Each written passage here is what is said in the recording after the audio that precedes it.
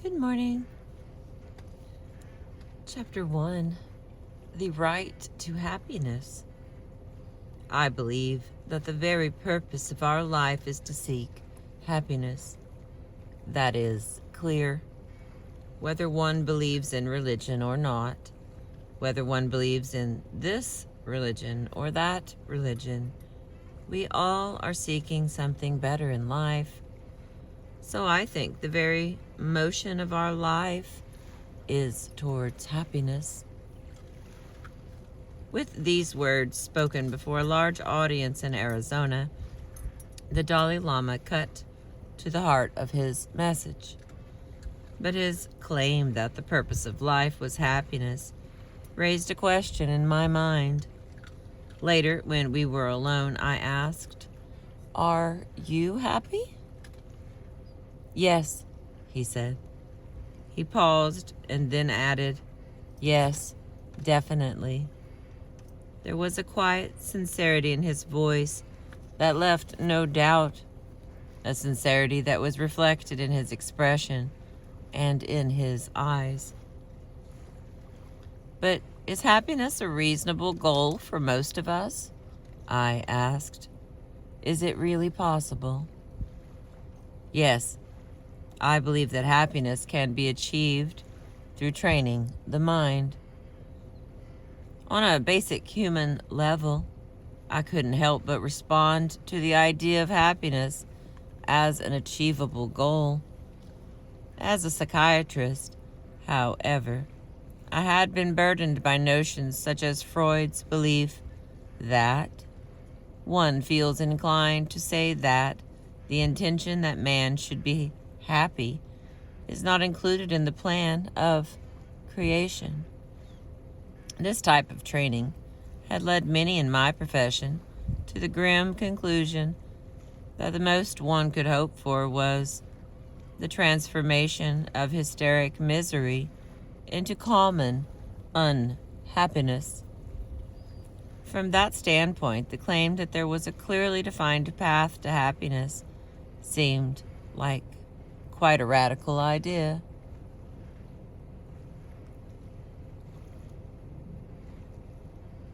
As I looked back over my years of psychiatric training, I could rarely recall having heard the word happiness even mentioned as a therapeutic objective. Of course, there was plenty of talk about relieving the patient's symptoms of depression or anxiety, of resolving internal conflicts or relationship problems, but never with the expressly stated goal of becoming happy.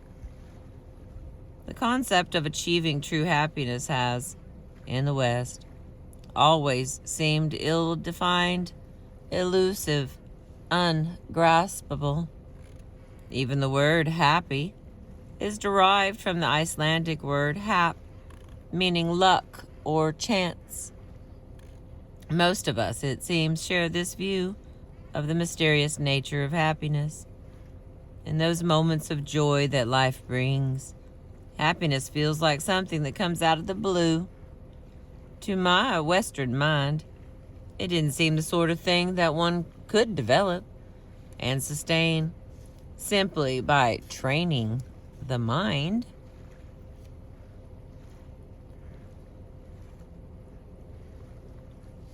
When I raised an objection, the Dalai Lama was quick to explain, when I say training the mind, in this context, I'm not referring to the mind merely as one's cognitive ability or intellect. Rather, I'm using the term in the sense of the Tibetan word sem, S-E-M, which has a much broader meaning, closer to psyche or spirit. It includes intellect and feeling, heart and mind. By bringing about a certain inner discipline, we can undergo a transformation of our attitude, our entire outlook and approach to living. When we speak of this inner discipline, it can, of course, involve many things, many methods. But generally speaking, One begins by identifying those factors which lead to happiness and those factors which lead to suffering. Having done this, one then sets about gradually eliminating those factors which lead to suffering and cultivating those which lead to happiness. That is the way.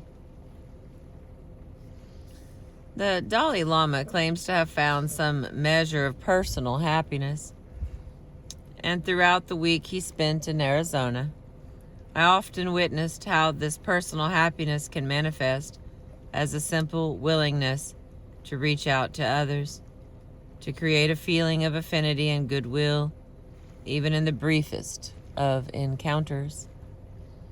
One morning after his public lecture, the Dalai Lama was walking along an outside patio on the way back to his hotel room, surrounded by his usual group of people. Noticing one of the hotel housekeeping staff standing by the elevators, he paused to ask her, "Where are you from?"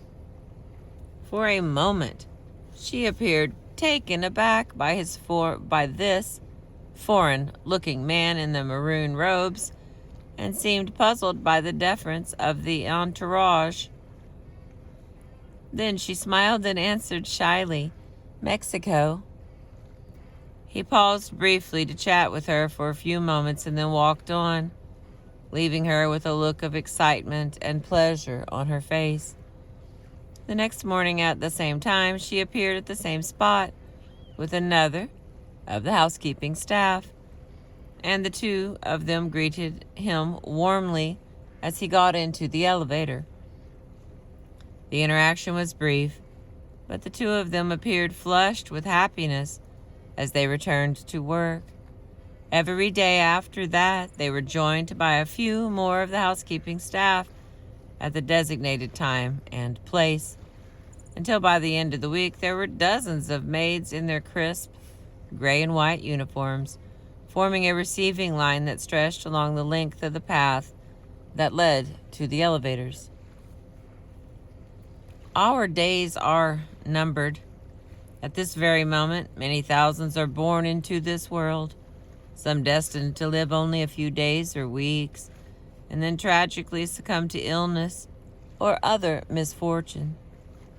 Others are destined to push through to the century mark, perhaps even a bit beyond, and savor every taste life has to offer: triumph, despair, joy, hatred, and love.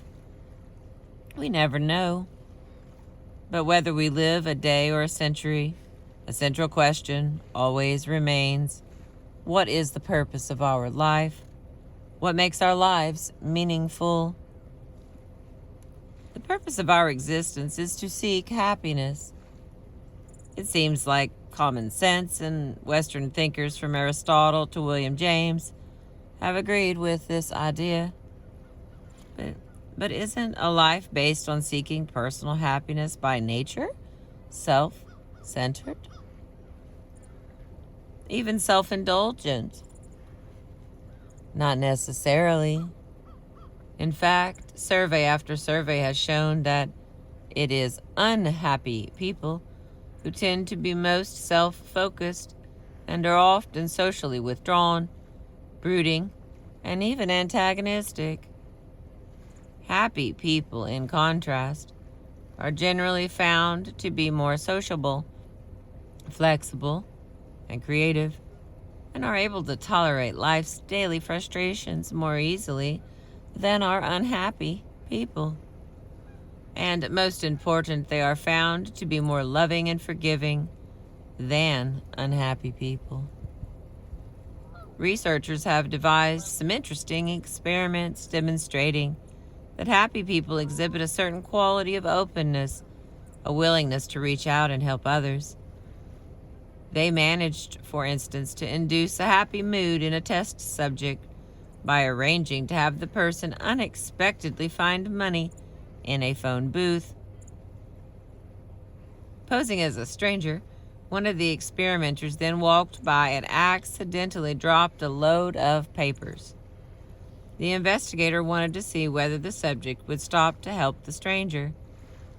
In another scenario, the subject's spirits were lifted by listening to a comedy album, and then they were approached by someone in need, also in cahoots with the experimenter, wanting to borrow money. The investigation discovered that the subjects who were feeling happy were more likely to help someone or to lend money than another control group of individuals who were presented with the same opportunity to help, but whose mood had not been boosted ahead of time. While these kinds of experiments contradict the notion that the pursuit and achievement of personal happiness somehow leads to selfishness and self-absorption, we can all conduct our own experiment in the laboratory of our own daily lives. Suppose, for instance, we are stuck in traffic. After 20 minutes, it finally begins moving again at around parade speed. We see someone in another car signaling that she wants to pull into our lane ahead of us. If we are in a good mood, we are more likely to slow down and wave them on ahead. If we're feeling miserable, our response may be simply to speed up and close the gap. Well, I've been stuck here waiting all this time. Why shouldn't they? We begin then with the basic premise that the purpose of our life is to seek happiness. It is a vision of happiness as a real objective, one that we can take positive steps towards achieving. And as we begin to identify the factors that lead to a happier life, we will learn how the search for happiness often benefits not only for the individual, but for the individual's family and for society at large as well.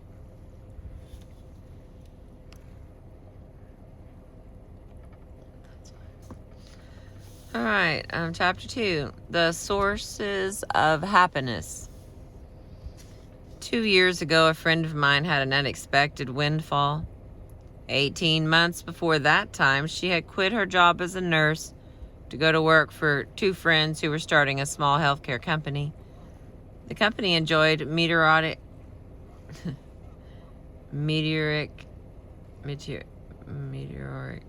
success, and within the 18 months, they were bought out by a large conglomerate for a huge sum. Bought out.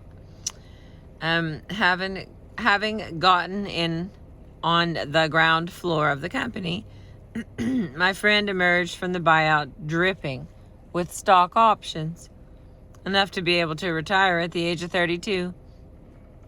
I saw her not long ago and asked how she was enjoying her retirement.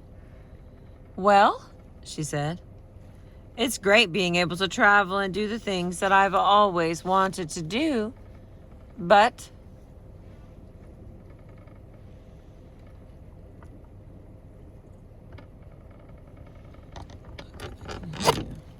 I can hear you. There we go. But, she added, it's strange. After I got over all the excitement of making all that money, things kind of returned to normal. I mean, things are different. I bought a new house and stuff, but overall I don't think I'm much happier than I was before. Just around the time that my friend was cashing in on her windfall profits, I had another friend of the same age who found out he was HIV positive. We spoke about how he was dealing with his HIV status. Of course, I was devastated at first, he said, and it took me almost a year just to come to terms with the fact that I had the virus. But over the past year, things have changed. I seem to get more out of each day than I ever did before, and on a moment-to-moment basis, I feel happier than I ever have. I just seem to appreciate everyday things more, and I'm grateful that so far I haven't developed any severe AIDS symptoms, and I can really enjoy the things that I have. And even though I'd rather not be HIV positive, I have to admit that in some ways it has transformed my life in positive ways. In what ways? I asked. Well, for instance, you know that I've always tended to be a confirmed materialist, but over the past year, coming to terms with my mortality has opened up a whole new world. I've started exploring spirituality for the first time in my life, reading a lot of books on the subject and talking to people, discovering so many things that I've never even thought about before.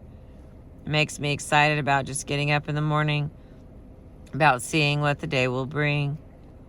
Both these people illustrate the essential point that happiness is determined more by one's state of mind than by external events. Success may result in a temporary feeling of elation, or tragedy may send us into a period of depression, but sooner or later, our overall level of happiness tends to migrate back to a certain baseline. Psychologists call this process adaptation, and we can see how this principle operates in our everyday life. A pay raise, a new car, or recognition from our peers may lift our mood for a while, but we soon return to our customary level of happiness. In the same way, an argument with a friend, a car in the repair shop, or a minor injury may put us in a foul mood, but within a matter of days our spirits rebound. This tendency isn't limited to trivial everyday events, but persists even under more extreme conditions of triumph or disaster. Researchers surveying Illinois state lottery winners and British pool winners, for instance, found that the initial high eventually wore off and the winners returned to their usual range of moment-to-moment happiness. And other studies have demonstrated that even those who are struck by catastrophic events such as cancer, blindness, or paralysis typically recover their normal or near normal level of day-to-day happiness after an appropriate adjustment period. So if we tend to return to our characteristic baseline level of happiness, no matter what our external conditions are, what determines this baseline? And more important, can it be modified? Set to a higher level? Some researchers have recently argued that an individual's characteristic level of happiness or well-being is genetically determined, at least to some degree. Studies such as one that found that identical twins sharing the same genetic constitution tend to have very similar levels of well-being, regardless of whether they were raised together or apart, have led these investigators to postulate a biological set point for happiness wired into the brain at birth. But even if genetic makeup plays a role in happiness, and the verdict is still out on how large that role is, there is general agreement among psychologists that no matter what level of happiness we are endowed with by nature, there are steps we can take to work with the mind factor to enhance our feelings of happiness. This is because our moment-to-moment happiness is largely determined by our outlook. In fact, whether we are feeling happy or unhappy at any given moment often has very little to do with our absolute conditions, but rather it is a function of how we perceive our situation, how satisfied we are with what we have. Alrighty, let's see. The comparing mind. I have not labeled all this one out yet. Alright, page 37, yeah. The comparing mind. What shapes our perception and level of satisfaction? Our feelings of contentment are strongly influenced by our tendency to compare. When we compare our current situation to our past and find that we're better off, we feel happy. This happens, for instance, when our income suddenly jumps from $20,000 to $30,000 a year. But it's not the absolute amount of income that makes us happy, as we soon find out when we use to get our new income and discover that we won't be happy again unless we're making $40,000 a year. We also look around and compare ourselves to others. No matter how much we make, we tend to be dissatisfied with our income if our neighbor is making more. Professional athletes complain bitterly about annual salaries of $1 million, $2 million, or $3 million, citing the higher salary of a teammate as justification for their unhappiness. This tendency seems to support H.L. Mencken's definition of a wealthy man, one whose income is $100 a year higher than his wife's sister's husband. So we can see how our feeling of life satisfaction often depends on who we compare ourselves to. Of course, we compare other things besides income. Constant comparison with those who are smarter, more beautiful, or more successful than ourselves also tends to breed envy, frustration, and unhappiness. But we can use the same principle in a positive way. We can increase our feelings of life satisfaction by comparing ourselves to those who are less fortunate than us, and by reflecting on all the things we have.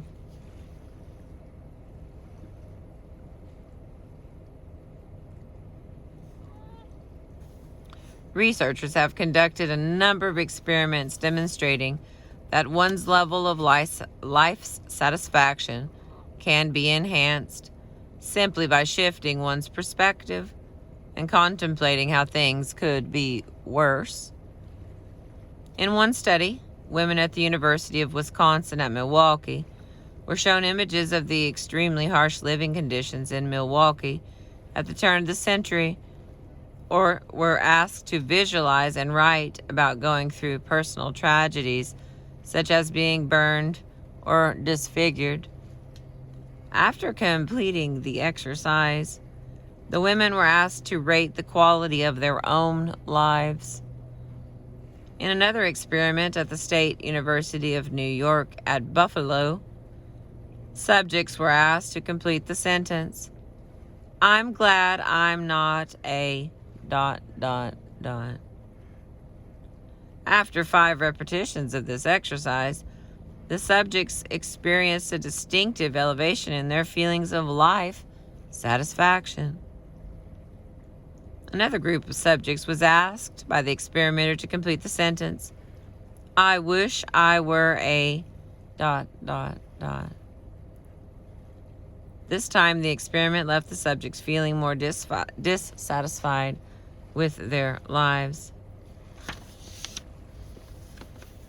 These experiments, which show that we can increase or decrease our sense of life satisfaction by changing our perspective, clearly point to the supremacy of one's mental outlook in living a happy life.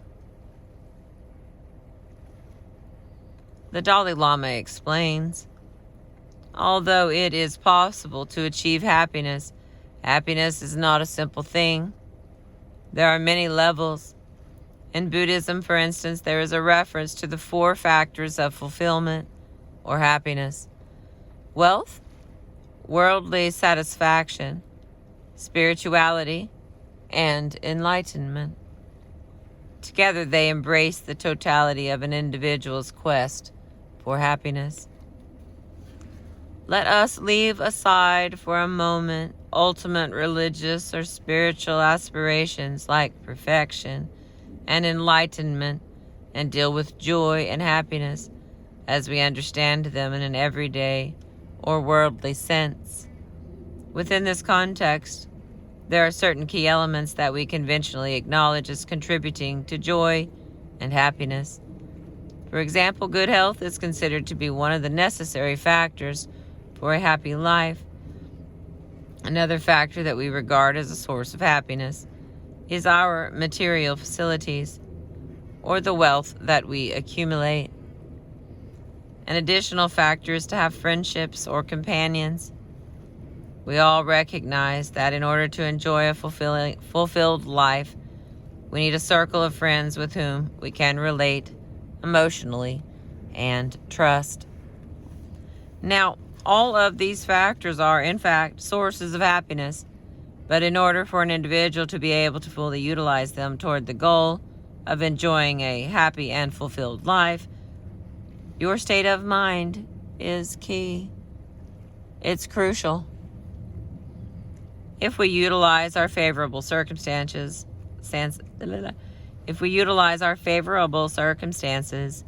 such as our good health or wealth, in positive ways, in helping others, they can be contributory factors in achieving a happier life. And of course, we enjoy these things, our material facilities, success, and so on. But without the right mental attitude, without attention to the mental factor, these things have very little impact on our long-term feelings of happiness. For example, if you harbor hateful thoughts or intense anger somewhere deep down within yourself, then it ruins your health. Thus, it destroys one of the factors. Also, if you are mentally unhappy or frustrated, then physical comfort is not of much help. On the other hand, if you can maintain a calm, peaceful state of mind, then you can be a very happy person, even if you have poor health, or even if you have wonderful possessions. When you are in an intense moment of anger or hatred, you feel like throwing them, breaking them. At that moment, your possessions mean nothing.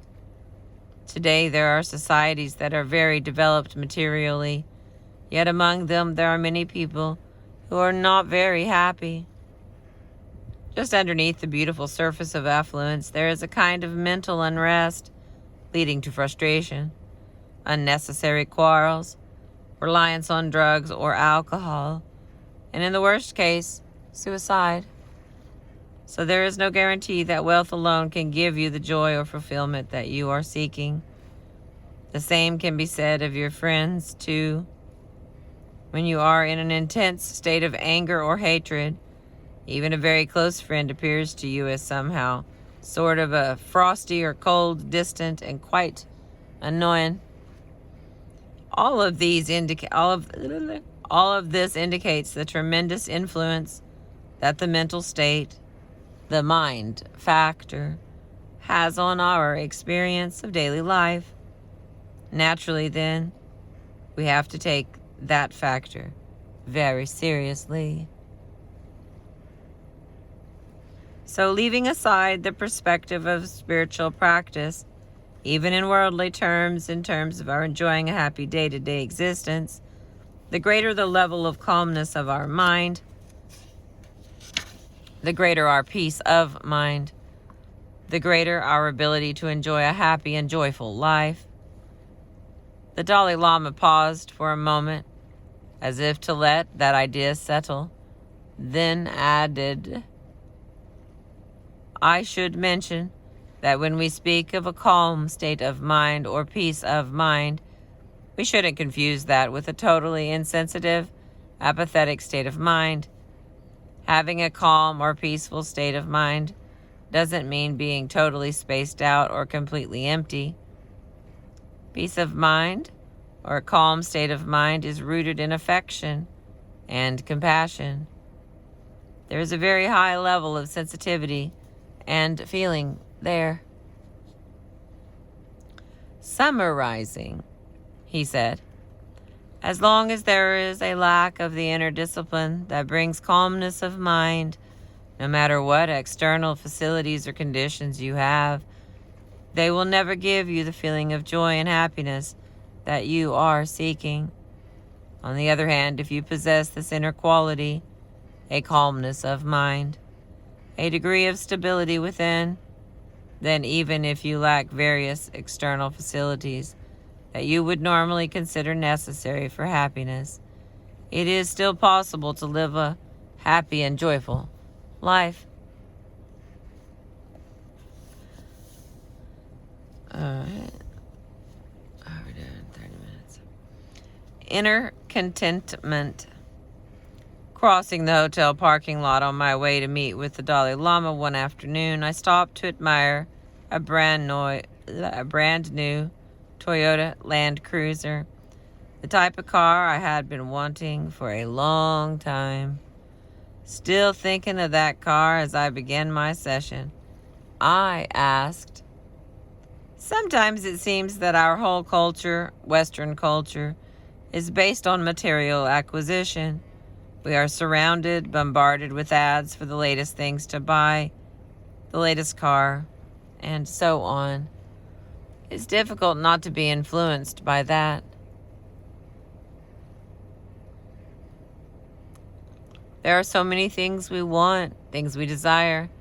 It never seems to stop. Can you speak a bit about desire?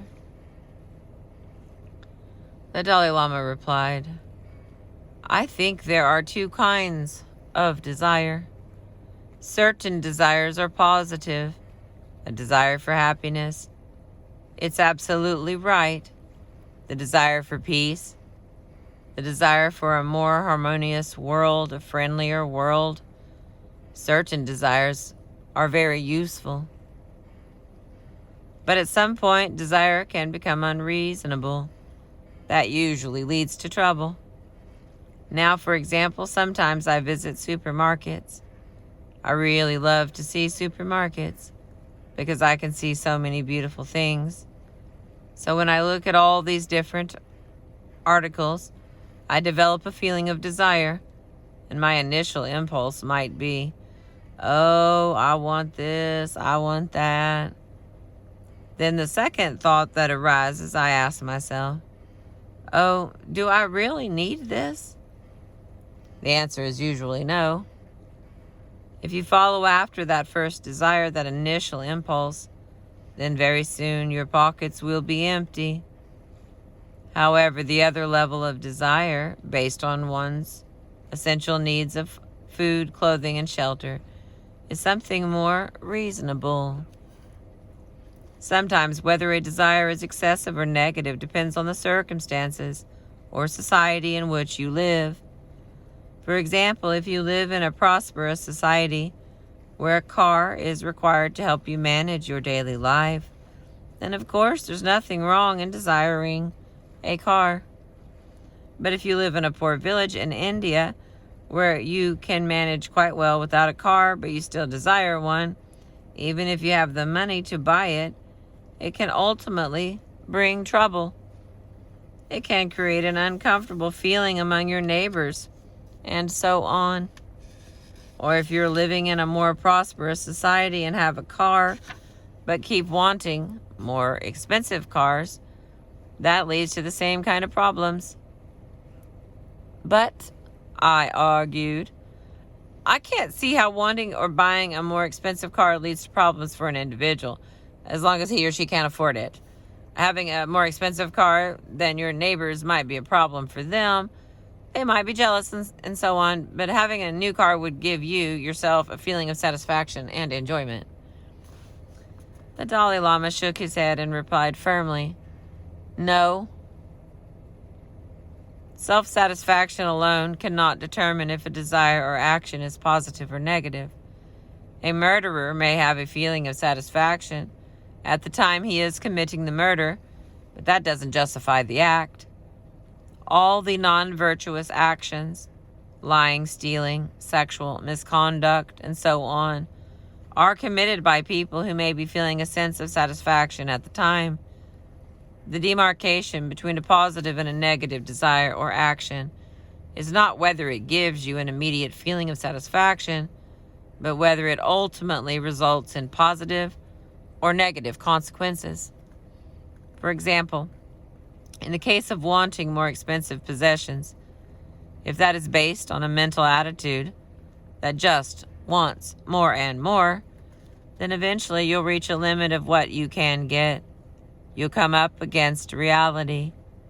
And when you reach that limit, then you'll lose all hope, sink down into depression, and so on. That's one danger inherent in these types, in that type of desire.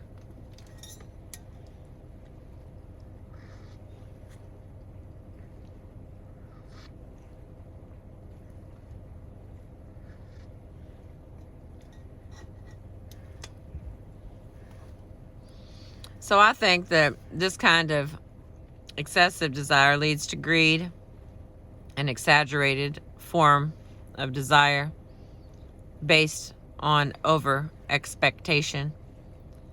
And when you reflect upon the excesses of greed, you'll find that it leads an individual to a feeling of frustration, disappointment, a lot of confusion, and a lot of problems. When it comes to dealing with greed, one thing that is quite characteristic is that although it arrives by the desire to obtain something, it is not satisfied by obtaining. Therefore, it becomes sort of limitless, sort of bottomless, and that leads to trouble. One interesting thing about greed is that although the underlying motive is to seek satisfaction, the irony is that even after obtaining the object of your desire, you are still not satisfied. The true antidote of greed is contentment. If you have a strong sense of contentment, it doesn't matter whether you obtain the object or not. Either way, you are still content.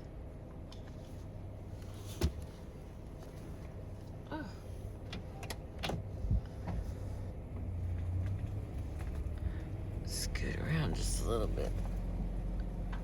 I'm getting hot. I know that's probably a little silly, but I never actually have the car running so that I can just drive around. Sounds like I have a sad car. There we go. There's 6 more pages of this chapter. So, how can we achieve inner contentment? There are 2 methods. One method is to obtain everything that we want and desire. All the money, houses, and cars, the perfect mate, and the perfect body. The Dalai Lama has already pointed out the disadvantage of this approach.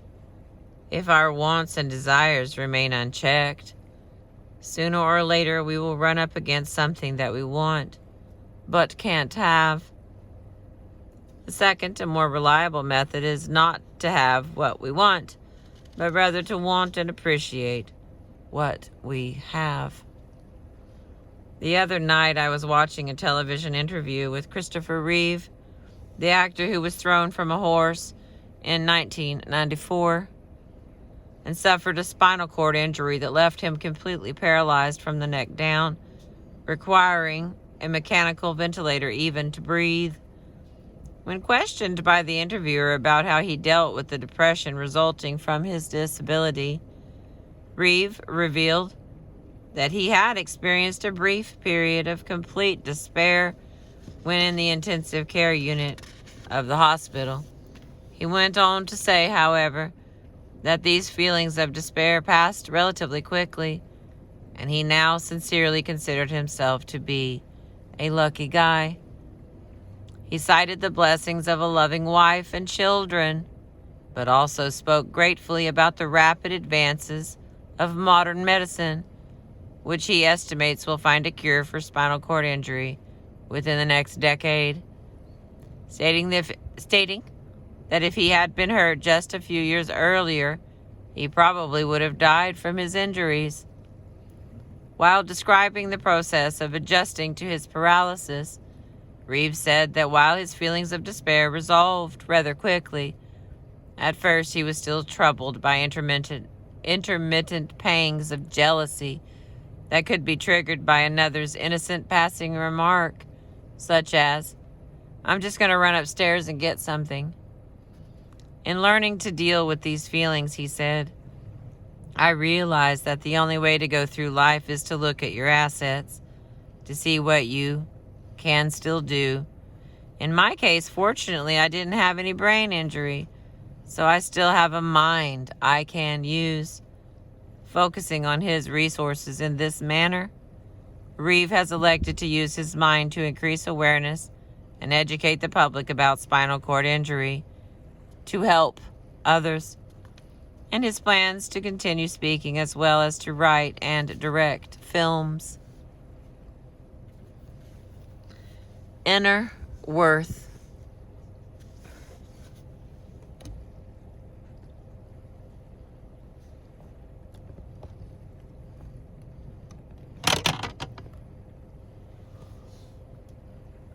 I got a broken arm on my spider here, y'all. Okay, inner worth. We have seen how working on our mental outlook is a more effective means of achieving happiness than seeking it through external sources, such as wealth, position, or even physical health. Another internal source of happiness, closely linked with an inner feeling of contentment, is a sense of self-worth. In describing the most reliable basis for developing that sense of self-worth, here's what the Dalai Lama explained. Now, in my case, for instance, suppose I had no depth of human feeling, no capacity for easily creating good friends. Without that, when I lost my own country, when my political authority in Tibet came to an end, becoming a refugee would have been very difficult. While I was in Tibet, because of the way the political system was set up, there was a certain degree of respect given to the office of the Dalai Lama, and people related to me accordingly, regardless of whether they had true affection towards me or not. But if that was the only basis of people's relation toward me, then when I lost my country, it would have been extremely difficult. But there is another source of worth and dignity from which you can relate to other fellow human beings. You can relate to them because you are still a human being within the human community.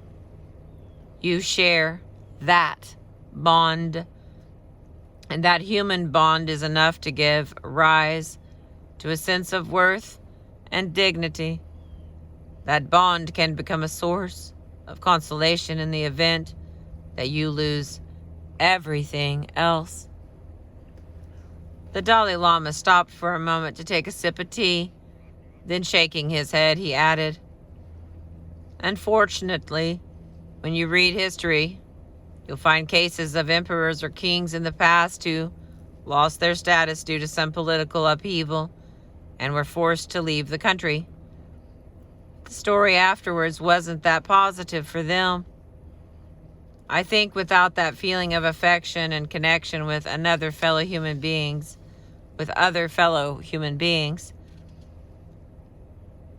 life becomes very hard. Generally speaking, you can have two different types of individuals. On the one hand, you can have a wealthy, successful person, surrounded by relatives and so on. If that person's source of dignity and sense of worth is only material, then so long as his fortune remains, maybe that person can sustain a sense of security. But the moment the fortune wanes, the person will suffer because there is no other refuge. On the other hand, you can have another person enjoying similar economic status and financial success, but at the same time, that person is warm and affectionate and has a feeling of compassion because that person has another source of worth, another source that gives him or her a sense of dignity, another anchor. There is less chance of that person's becoming depressed if his or her fortune happens to disappear. Through this type of reasoning, you can see the very practical value of human warmth and affection in developing an inner sense of worth. Through this type of reasoning, you can see the very practical value of human warmth and affection in developing an inner sense of worth. Happiness versus pleasure. Several months after the Dalai Lama's talks in Arizona, I visited him at his home in Dharamsala. It was a particularly hot and humid July afternoon, and I arrived at his home drenched in sweat after only a short hike from the village.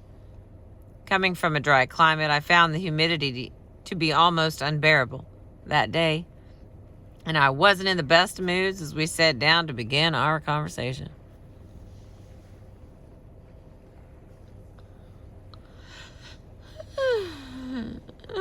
Okay. Where was I? He, on the other hand, seemed to be in great spirits. Shortly into our conversation, we turned to the topic of pleasure. At one point in the discussion, he made a crucial observation. All right, let me get a drink before I read his observation. I am parched.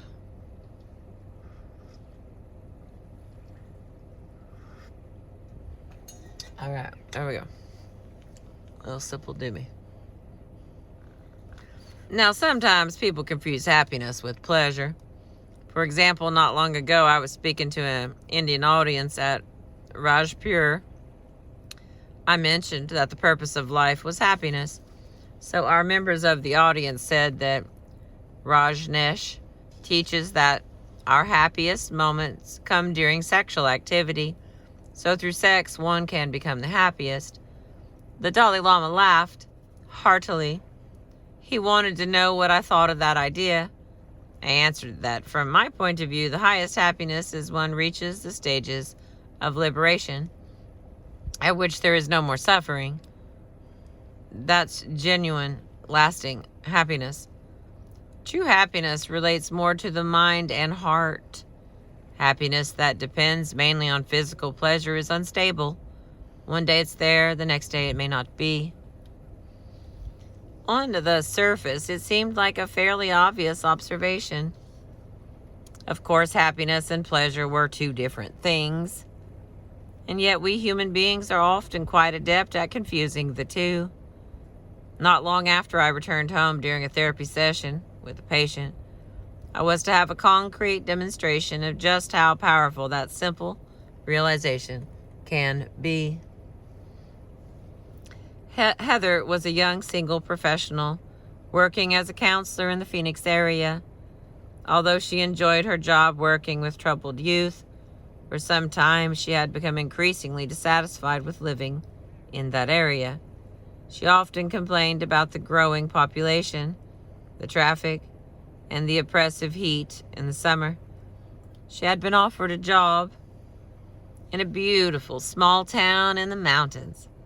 In fact, she had visited that town many times and had always dreamed of moving there. It was perfect. The only problem was the fact that the job she was offered involved an adult clientele. For weeks, she had been struggling with the decision whether to accept the new job. She just couldn't make up her mind. She tried making up a list of pros and cons, but the list was annoyingly even. She explained, "I know I wouldn't enjoy the work as much as my job here, but that would be more than compensated for by the pure pleasure of living in that town. I really love it there. Just being there makes me feel good. And I'm so sick of the heat here. I just don't know what to do." Her mention of the term pleasure reminded me of the Dalai Lama's words, and probing a bit, I asked, "Do you think that moving there would bring you greater happiness or greater pleasure?" She paused for a moment, uncertain what to make of the question. Finally, she answered, "I don't know. I think it would bring me more pleasure than happiness. Ultimately, I don't think I'd really be happy working with that clientele. I really do get a lot of satisfaction working with the kids at my job. Simply reframing her dilemma in terms of will it bring me happiness seemed to provide a certain clarity. Suddenly it became much easier to make her decision. She decided to remain in Phoenix.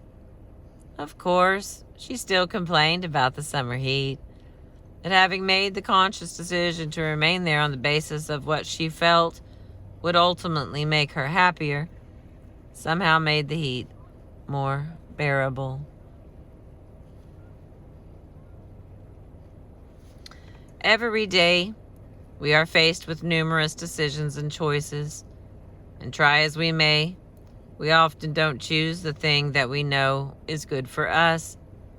Part of this is related to the fact that the right choice is often the difficult one, the one that involves some sacrifice of our pleasure.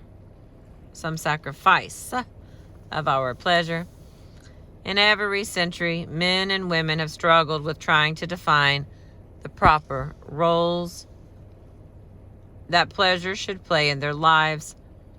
A legion of philosophers, theologists, and psychologists all exploring our relationship with pleasure.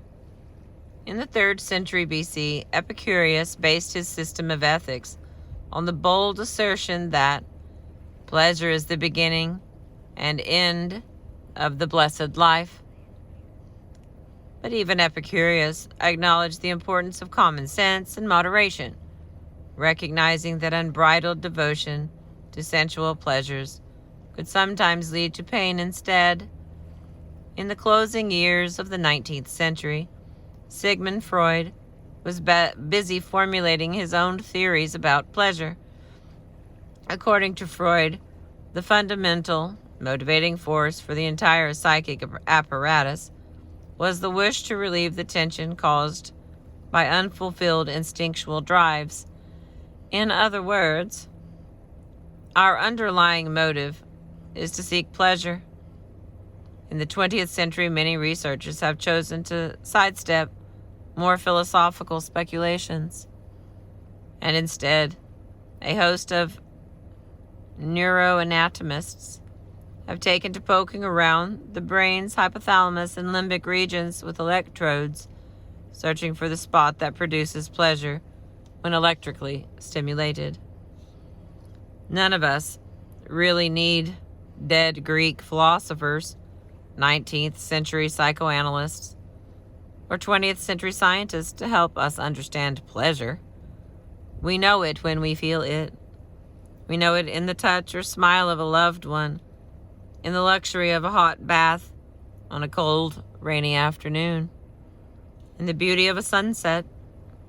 But many of us also know pleasure in the frenetic rhapsody of a cocaine rush, the ecstasy of a heroin high, the revelry of an alcohol buzz, the bliss of unrestrained sexual excess, the exhilaration of a winning streak in Las Vegas.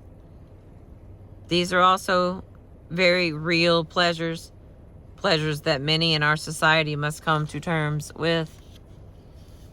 Although there are no easy solutions to avoiding these destructive pleasures, fortunately we have a place to begin, the simple reminder that what we are seeking in life is happiness. As the Dalai Lama points out, that is an unmistakable fact. If we approach our choices in life keeping that in mind, it is easier to give up the things that are ultimately harmful to us, even if those things bring us momentary pleasure. The reason why it is usually so difficult to just say no is found in the word no. That approach is associated with a sense of rejecting something, of giving something up, of denying ourselves. But there is a better approach, framing any decision we face by asking ourselves, will it bring me happiness? That simple question can be a powerful tool in helping us skillfully conduct all areas of our lives, not just in the decision whether to indulge in drugs or that third piece of banana cream pie. It puts a new slant on things. Approaching our daily decisions and choices with this question in mind shifts the focus from what we are denying ourselves to what we are seeking: ultimate happiness. A kind of happiness as defined by the Dalai Lama that is stable and persistent.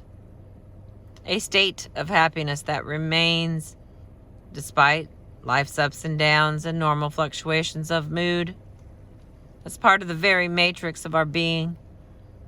With this perspective, it's easier to make the right decision because we are acting to give ourselves something, not denying or withholding something from ourselves. An attitude of moving toward rather than moving away. An attitude of embracing life rather than rejecting it. This underlying sense of moving toward happiness can have a very profound effect. It makes us more receptive, more open to the joy of living.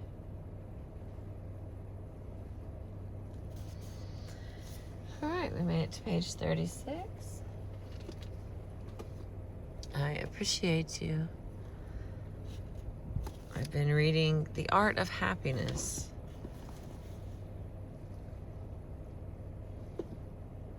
A Handbook for Living. There it is.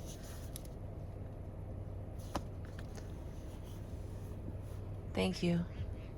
I appreciate you.